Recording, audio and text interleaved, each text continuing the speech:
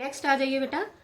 नाध रीझ तन देत मृग नरधन हेत समेत ते रहीम पशु से अधिक रीझ हूँ कछु ना देत। रहीमदास जी कहते हैं कि जिस प्रकार से हिरन, मृग किसे कहते हैं? हिरन को। जिस प्रकार से हिरन संगीत की मोहिनी तान पर, संगीत की मोहिनी जो धुन है उस पर रीझ कर अपने प्राण तक न्यौछावर कर देता है, उसी प्रकार नर धन हेत समेत अगर कोई नर यानी कोई व्यक्ति किसी की भी कला को देखकर उसकी कला के ऊपर धन अर्पित करता है तो वो अच्छा है, किंतु ते रहीम पशु से अधिक रेझों कछु ना देत, वो व्यक्ति, ऐसे व्यक्ति जो किसी की भी कला का आनंद लेते हैं किंतु उसके परिणाम स्वरूप उसे कुछ नहीं देते हैं, तो ऐसे व्यक्ति क्या है? पशु के समान होते हैं। बिगड़ी बात बने नहीं लाख करो किन कोय, रहीमन फाटे दूध को माथे न माखन होए। रहीमदास जी कहते हैं कि एक बार जो बात बिगड़ जाती है वह लाख प्रयत्न करने पर भी संवरती नहीं है। जैसे कि यदि दूध फट जाता है, अगर दूध फट जाता है तो उसे कितना भी आप मथते रहो किंतु उसमें से मक्खन नहीं निकाल सकते। रहीमन देख बड़ेन को लघु न दीजिए डार, जहां काम आवे सुई कहा करे तलवार। रहीमदास जी कहते हैं कि हमें बड़ों को या बड़े लोगों को सामने देखकर छोटों की उपेक्षा नहीं करनी चाहिए, है ना। छोटों का भी अपना अलग महत्व होता है। उदाहरण के तौर पर जिस प्रकार से जहां काम आवे सुई, जिस प्रकार से ऐसे कई कार्य हैं जहां पर सुई जो काम कर सकती है, कहाँ करे तलवार, वो कार्य तलवार नहीं कर सकती। अतः छोटों को भी उचित सम्मान मिलना चाहिए। रहीमन निज संपत्ति बिना को न विपत्ति सहाय, बिनु पानी जो जलज को नहीं रवि सके बचाए। रहीमदास जी कहते हैं कि निज संपत्ति बिना, निज यानी अपनी स्वयं की संपत्ति, को न विपत्ति सहाय, विपत्ति यानी विपत्ति के समय में। रहीमदास जी कहते हैं कि संकट की स्थिति में मनुष्य की निजी दौलत यानी उसकी अपनी संपत्ति ही उसकी सहायता करती है। बिनु पानी जो जलज को नहीं रवि सके बचाए। रवि सूर्य को कहते हैं, सूर्य का पर्यायवाची है।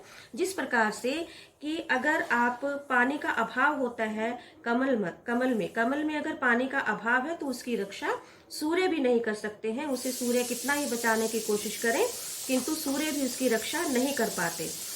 उसी प्रकार मनुष्य को बाहरी सहायता भले ही कितनी मिल जाए लेकिन उसकी असली यानी वास्तविक जो रक्षक होती है वो उसकी संपत्ति होती है।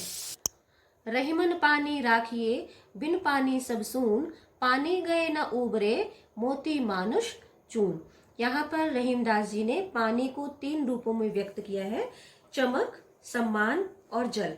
क्या कहते हैं रहीमदास जी कि पानी का अपना अलग महत्व होता है, इसे बनाए रखना चाहिए। यदि पानी समाप्त हो जाता है तो ना तो मोती का कोई महत्व रहता है, ना ही मनुष्य का और ना ही आटे का। क्यों? अर्थात कहने का मतलब ये है कि चमक के बिना मोती बेकार है, पानी अर्थात सम्मान के बिना मनुष्य का जीवन व्यर्थ है, और जल के बिना रोटी नहीं बन सकती, इसलिए आटा बेकार है।